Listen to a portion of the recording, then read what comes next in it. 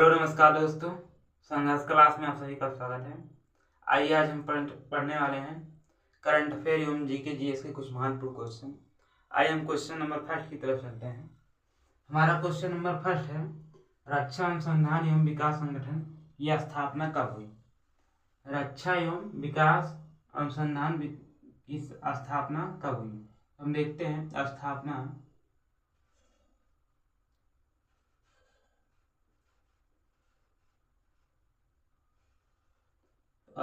कब हुई? स्थापना 1 जनवरी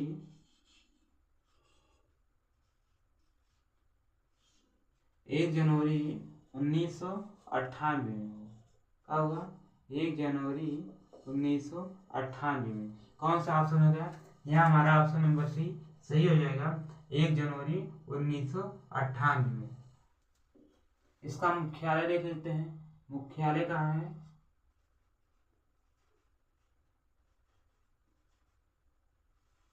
मुख्यालय कहाँ है? मुख्यालय नई दिल्ली में है।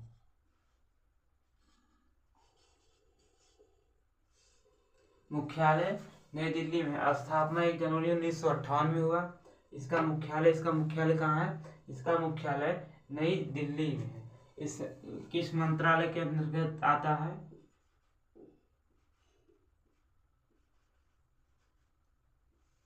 किस मंत्रालय के अंतर्गत आता है? रक्षा मंत्रालय। किस मंत्रालय के अंतर्गत आता है? ये रक्षा मंत्रालय के अंतर्गत आता है।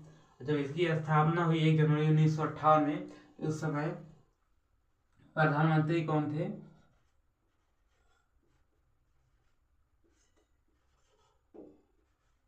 प्रधानमंत्री कौन थे? जवाहरलाल नेहरू थे। उस समय प्रधानमंत्री कौन थे? उस समय प्रधानमंत्री जवाहरलाल नेहरू थे। इसके वर्तमान अध्यक्ष कौन है? देख लेते हैं। वर्तमान अध्यक्ष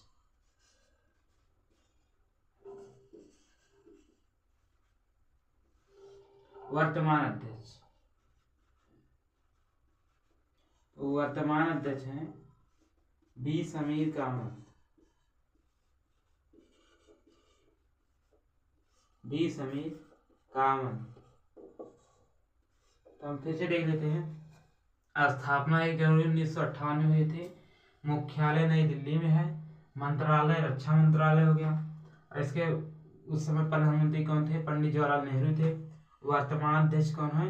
वर्तमान अध्यक्ष हैं बी समीर कामत। हम इसका देख लेते हैं, ध्येयवाक्य देख लेते हैं। क्या ध्येयवाक्य?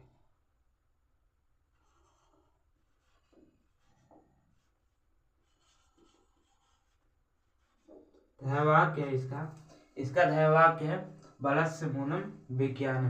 क्या है? बलस्य मूलम विज्ञानम।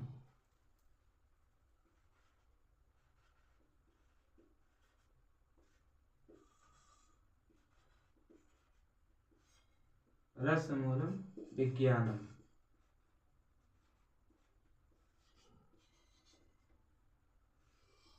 इसका ध्येयवाक्य क्या है? इसका ध्येयवाक्य है बलस्य मूलम विज्ञानम। हम देखते हैं इसका ध्येयवाक्य क्या है? बलस्य मूलम विज्ञानम। देखते हैं 1935। यहाँ हमारा क्या हुआ था? तो 1 अप्रैल 1935 में आरबीआई की स्थापना हुई थी। इसकी स्थापना हुई थी 1 अप्रैल 1935 में आरबीआई को। और एक ये है 1969। हम देखते हैं 15 अगस्त 1969 को इसरो की स्थापना हुआ था। इसका इसरो की स्थापना 15 अगस्त 1969 को हुआ था। 1958 में हमारा हो गया DRDO, जिसे हम कहते हैं अनुसंधान एवं विकास रक्षा संगठन। 1995 हम देखते हैं, तो 1995 1 जनवरी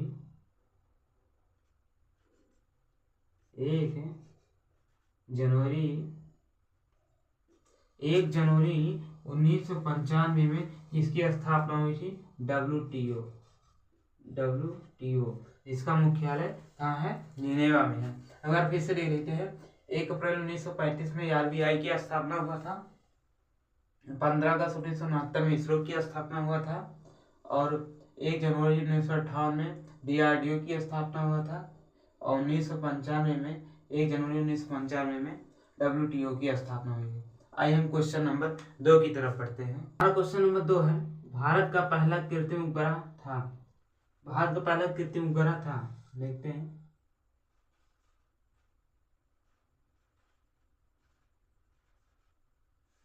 कृत्रिम उपग्रह, तो भारत का पहला कृत्रिम उपग्रह कौन था? कृत्रिम मतलब हो गया मानव द्वारा निर्मित। भारत का कृत्रिम उपग्रह पहला कौन सा था? तो हमारा आर्यभट्ट था। कौन सा था? आर्यभट्ट। आर्यभट्ट था। तो मानव द्वारा निर्मित कृत्रिम उपग्रह कौन सा था भारत का पहला? तो आर्यभट्ट था। किस परियोजना द्वारा भेजा गया था?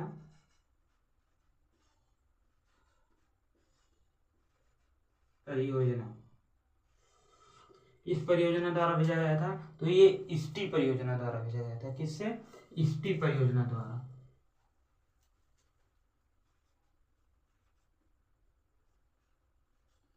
इस्टी परियोजना द्वारा यह भेजा गया था। कब भेजा गया था? तो यह भेजा गया था किस परियोजना द्वारा? तो ये इस्टी परियोजना द्वारा भेजा गया था। ये कब भेजा गया था? ये 19 अप्रैल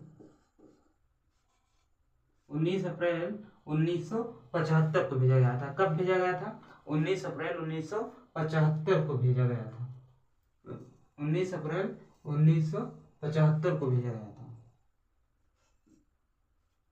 19 अप्रैल 1975 को किसके द्वारा भेजा गया था? इसरो द्वारा भेजा गया था। 19 अप्रैल 1975 को ये इसरो द्वारा भेजा गया था। किस परियोजना द्वारा? इस्टी परियोजना द्वारा भेजा गया था।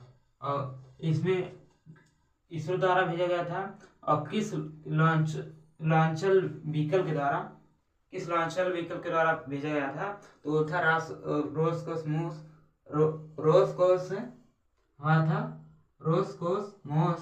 जो कि कहाँ का है? रूस का है। इसके द्वारा रोसकोसमोस, देखते हैं।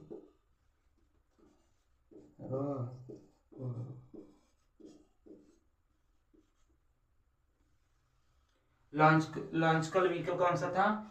रोसकोसमोस का था, जो कि ये कहाँ की है? ये रूस की कंपनी है, अंतरिक्ष एजेंसी है, अंतरिक्ष का नाम है। जैसे हमारे यहाँ क्या है? इसरो है, वैसे रूस का रोसकोसमोस है। ये कहाँ का है? ये रूस का है। और लॉन्च व्हीकल कौन सा था? ये M3 था। तो रोसकोसमोस द्वारा, रूस के द्वारा M3 से हमारा आर्यभट्ट भेजा गया था। ये किससे भेजा गया था? तो ये M3 द्वारा भेजा गया था, क्योंकि यहाँ भारत के पास लॉन्चकल व्हीकल नहीं था। हम देखते हैं हमारा दूसरा उपग्रह है, कौन सा भेजा गया? दूसरा उपग्रह कौन सा भेजा गया? तो हमारा दूसरा उपग्रह कौन सा भेजा गया? तो ये हमारा भास्कर फर्स्ट था। जो हमारा दूसरा उपग्रह भेजा गया वो हमारा भास्कर फर्स्ट था।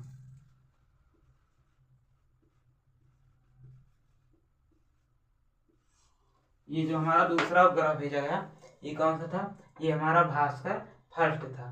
भास्कर फर्स्ट था, जो कि 1979 में भेजा गया। ये हमारा दूसरा उपग्रह भास्कर फर्स्ट था, जो कि 1979 में भेजा गया। पहला था कौन था? पहला हमारा आर्यभट्ट था, जो कि रूस की सहायता से, रोसकोसमोस जो कि रूस की स्पेस एजेंसी है, इसकी रूस की सहायता से M3 लॉन्चकल व्हीकल द्वारा भेजा गया था। आइए हम आगे देखते हैं। ये हमारा ये हमारा जो भास्कर है, ये 1979 में भेजा गया था। आइए हम देखते हैं भारत का पहला प्रक्षेपण यान, मतलब ये प्रक्षेपण यान किसका था? ये रूस का था। और दूसरा भेजेगा ये भी किसी अन्य देश के साथ भेजेगा, दूसरे लॉन्चिकल व्हीकल से भेजेगा। हम लिखते हैं भारत का पहला प्रक्षेपण यान,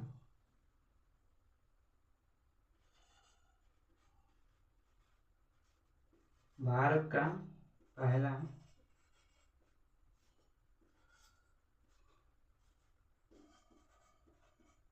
प्रक्षेपण यान। तो भारत का जो सैटेलाइट पहला था प्रक्षेपण यान वो कौन सा था, वो हमारा रोहिणी था,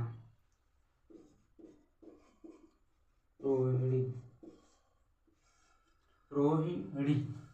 भारत का पहला प्रक्षेपण यान कौन सा था, ये रोहिणी था, जो कि विफल रहा, जो कि क्या था, हमारा भारत का पहला प्रक्षेपण यान कौन सा था, रोहिणी था, जो कि क्या था, विफल था। ये किसके द्वारा, यह SLV थर्ड द्वारा भेजा गया था। ये पहला प्रक्षेपण यान रोहिणी था, जो कि SLV थर्ड द्वारा भेजा गया था। ये कैसा रहा, ये विफल रहा। आइए हम आगे देखते हैं, आगे हम बात करते हैं चंद्रयान थर्ड।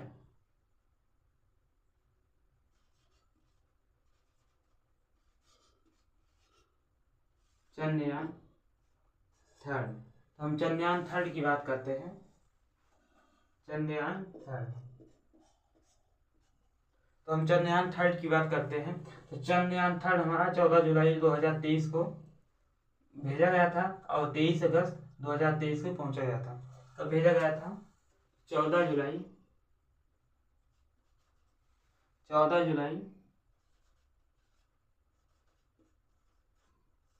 2023 को भेजा गया था और 23 अगस्त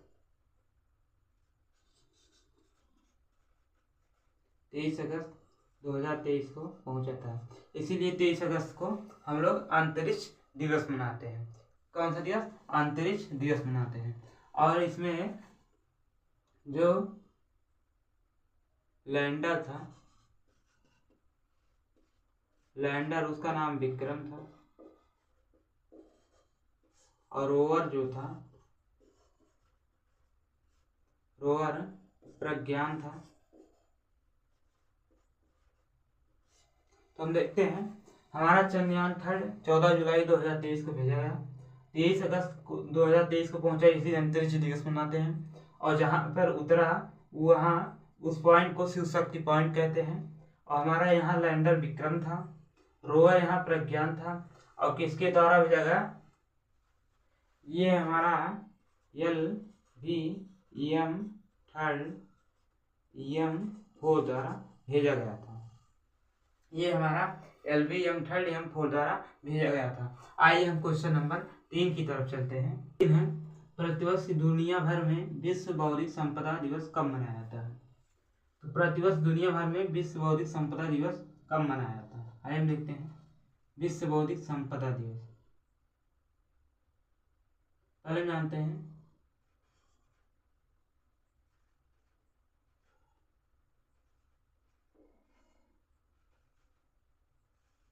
बौद्धिक संपदा।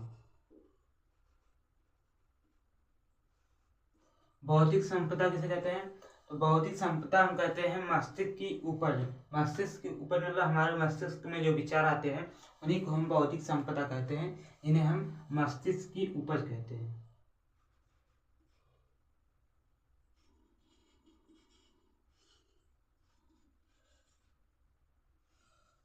मस्तिष्क की उपज क्या कहते हैं, बौद्धिक संपदा, यानी कि मस्तिष्क की उपज। हमारे दिमाग में जो विचार आते हैं उन्हीं को हम मस्तिष्क की उपज कहते हैं। हम एग्जाम्पल देख लेते हैं। एग्जाम्पल हमारा हो गया, ऐसे हमारा हो गया कॉपीराइट। एग्जाम्पल हमारा हो गया जैसे copyright, copyright trademark, copyright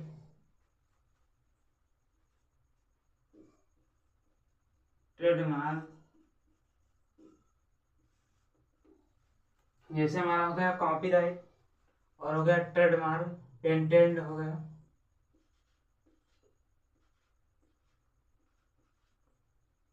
patent हो गया, क्या हो गया इसमें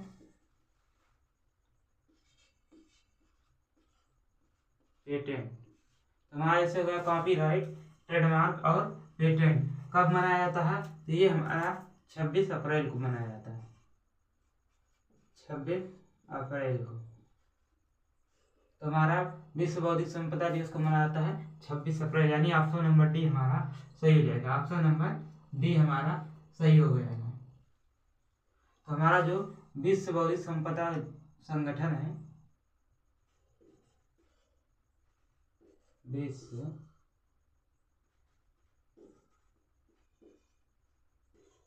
बौद्धिक संपदा संगठन, ये जो हमारा विश्व बौद्धिक संपदा संगठन है, इसे हम WIPO कहते हैं, WIPO कहते हैं। तो हमारा विश्व बौद्धिक संपदा संगठन है, इसे हम WIPO कहते हैं। क्या कहते हैं?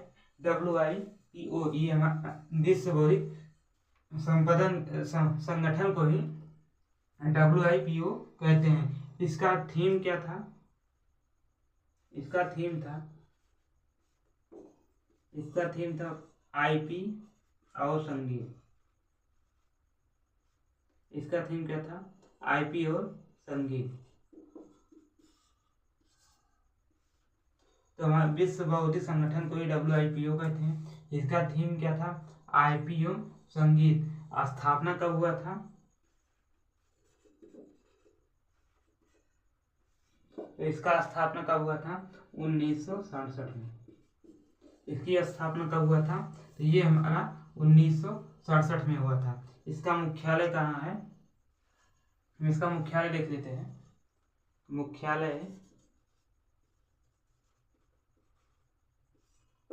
कहाँ है? जिनेवा में। इसका मुख्यालय कहाँ है? इसका मुख्यालय कहाँ है? जिनेवा में। और इसके हेड कौन है? अध्यक्ष देखते हैं। तो इसके अध्यक्ष कौन है? तो इसके अध्यक्ष हैं डेरेन टैंग।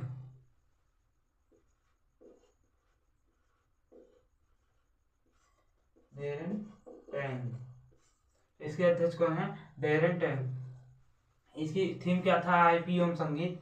विश्व बौद्धिक संपदा संगठन का थीम क्या था? IP और संगीत। स्थापना 1967 में हुआ था और इसका मुख्यालय जिनेवा में है। इसका अध्यक्ष कौन था? Darren Tang. जो 26 अप्रैल को मनाया गया, इसका थीम क्या था? IP एंड संगीत। आइए हम देखते हैं। ये हमारा जो है 23 अप्रैल को हमारा विश्व कॉपीराइट या पुस्तक दिवस में, विश्व कॉपीराइट एवं पुस्तक दिवस 24 अप्रैल को। तो 24 अप्रैल को हमारा पंचायती दिवस, 24 अप्रैल को हमारा पंचायती दिवस। और 25 अप्रैल को हमारा मलेरिया दिवस। क्या था? मलेरिया दिवस।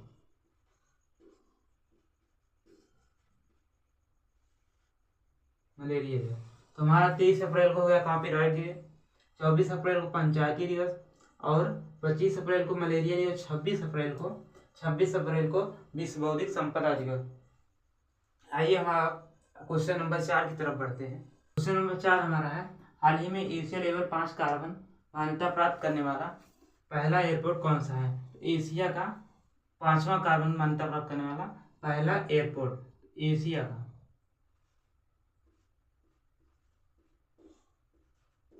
का फर्स्ट एयरपोर्ट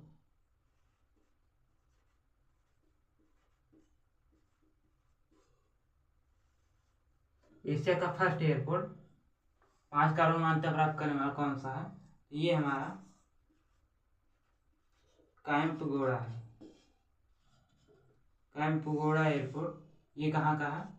ये हमारा बेंगलुरु का। कहाँ का है? बेंगलुरु का। यहाँ हमारा ऑप्शन नंबर बी सही हो जाएगा। कहाँ का है? एशिया का फर्स्ट एयरपोर्ट कैंपेगौड़ा है, जो कि कहाँ का है? ये हमारा बेंगलुरु का है। यहाँ हमारा ऑप्शन नंबर सी सही हो जाएगा। तो यहाँ हमारा है ग्रीन हाउस गैस का उत्सर्जन। ग्रीन हाउस गैस का उत्सर्जन, ग्रीन हाउस गैस का उत्सर्जन यहाँ आ रहा है 95.6%। तो ये ग्रीन हाउस गैस का उत्सर्जन 95.6% कम किया है। किसने किया है? कैंपेगौड़ा बेंगलुरु का एयरपोर्ट है, इसीलिए इसे 5 कार्बन मान्यता प्राप्त करने के लिए एशिया का फर्स्ट एयरपोर्ट का दर्जा प्राप्त हुआ है। इसलिए प्राप्त हुआ है क्योंकि इन्होंने 95.6% ग्रीन हाउस गैस का उत्सर्जन कम किया है। ग्रीन हाउस गैस का उत्सर्जन, इसका मतलब क्या होता है?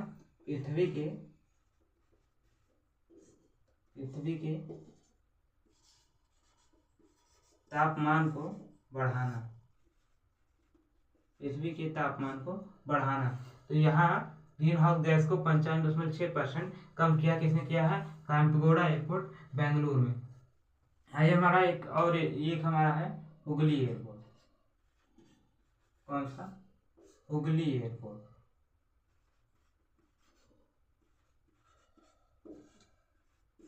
हुगली एयरपोर्ट ये कहाँ है? ये हमारा कहाँ है? ये हमारा कर्नाटक में है। हुगली एयरपोर्ट ये कहाँ है? ये हमारा ये हुगली एयरपोर्ट ये हमारा कहाँ है? ये हुगली एयरपोर्ट हमारा कहाँ है? ये हमारा कर्नाटक में है। कहाँ है? कर्नाटक में। तो ये हमारा हुगली एयरपोर्ट कहाँ है? हुगली एयरपोर्ट हमारा कर्नाटक में है। इसे ग्रीन इनिशिएटिव के लिए प्लेटिनम अवार्ड मिला। किसके लिए? ग्रीन इनिशिएटिव के लिए। इसके लिए ग्रीन इनिशिएटिव के लिए, ग्रीन इनिशिएटिव के लिए,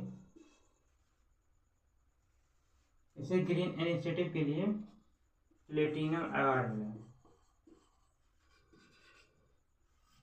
प्लेटिनम अवार्ड मिला किसको? हुगली एयरपोर्ट को, कर्नाटक में जो कि है। इसके लिए ग्रीन इनिशिएटिव। ये ग्रीन इनिशिएटिव क्या होता है? ये हमारा स्वच्छ ऊर्जा होता है। स्वच्छ ऊर्जा होता है। स्वच्छ ऊर्जा हमारा ग्रीन इनिशिएटिव। इसके लिए प्लेटिनम अवार्ड मिला। किसको मिला? हुगली एयरपोर्ट को, जो कि कर्नाटक में है। आइए हम क्वेश्चन नंबर 5 की तरफ बढ़ते हैं। क्वेश्चन नंबर 5 है, वर्ष 2027 में फीफा महिला विश्व कप के 10वें संस्करण की मेजबानी करने वाला पहला दक्षिणी अमेरिका देश कौन सा होगा? हमारा है फीफा महिला विश्व कप। हमारा कौन सा है? फीफा महिला विश्व कप।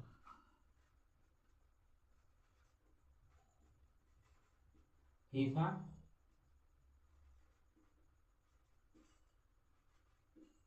महिला विश्व कप, महिला विश्व कप। हम देखते हैं ये फर्स्ट बार कहाँ हुआ? ये फर्स्ट बार हमारा चीन में हुआ। फर्स्ट बार कहाँ हुआ? चीन में हुआ। कब हुआ? 1991 में। पहली बार हमारा चीन में हुआ।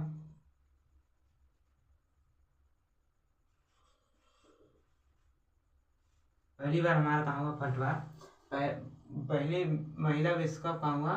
फर्स्ट बार चीन में हुआ। कब हुआ? 1991 में हुआ।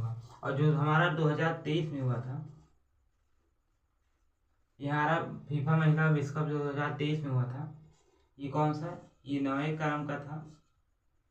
ये हमारा 2023 में जो फीफा वर्ल्ड कप हुआ था, ये हमारा 9वें क्रम का हुआ था। कहाँ हुआ था? ये ऑस्ट्रेलिया,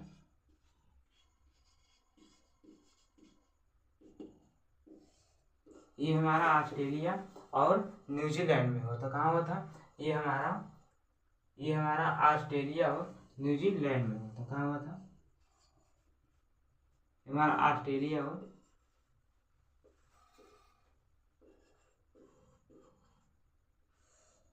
ये हमारा ऑस्ट्रेलिया और न्यूजीलैंड में हुआ था। ये हमारा 2023 में जो हुआ था, 2023 में ये 9वें नंबर का हुआ था। ये कहाँ हुआ था? ये हमारा ऑस्ट्रेलिया और न्यूजीलैंड में हुआ था। इसमें विजेता कौन रहा था? इसमें विजेता देखते हैं विजेता कौन रहा था 2023 में। तो यहाँ हमारा विजेता स्पेन था।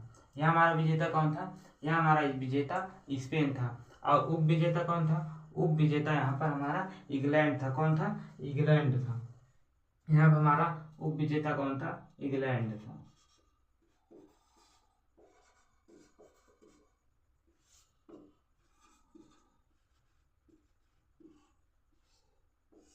यहाँ हमारा उप विजेता कौन है? इंग्लैंड है। और जो हमारा 2027 में होगा, ये कहाँ होगा? ये हमारा ब्राजील में होगा, जो कि ये दक्षिणी अमेरिका में ये पहली बार हो रहा है। ये दक्षिणी अमेरिका देश में पहली बार हो रहा है। कहाँ होगा? 2027 वाला हमारा कहाँ होगा? 2027 वाला हमारा ये ब्राजील में, जो कि हमारा ऑप्शन नंबर ये सही हो जाएगा। ये दक्षिणी अमेरिका में पहली बार हो रहा है। कहाँ?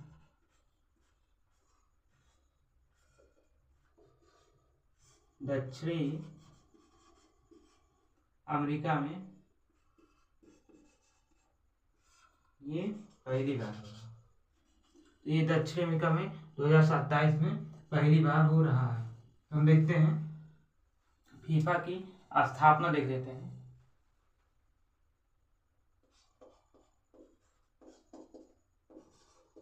फीफा की स्थापना,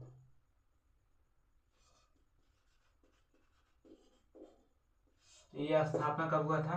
तो ये हमारा स्थापना फीफा की स्थापना कब हुआ था? तो ये हमारा 1904 ईस्वी में हुआ था। कब हुआ था? 1904 ईस्वी। इसका मुख्यालय कहाँ है? इसका हम देखते हैं मुख्यालय कहाँ है। तो इसका मुख्यालय कहाँ है? तो इसका मुख्यालय कहाँ है? ज्यूरिख में। कहाँ है?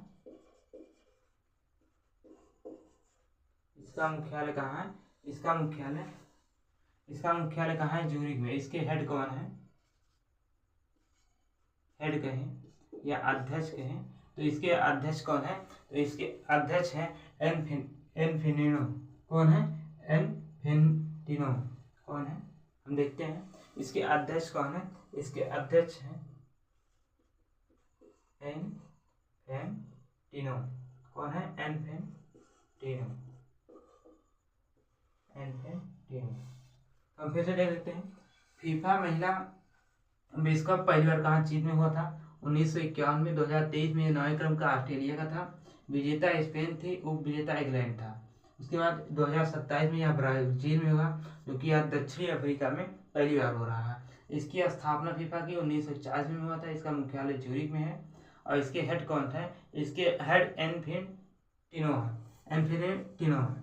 आज की क्लास वहीं पर समाप्त करते हैं। अगर क्लास अच्छी लगी हो तो वीडियो को लाइक एवं सब्सक्राइब करें। धन्यवाद।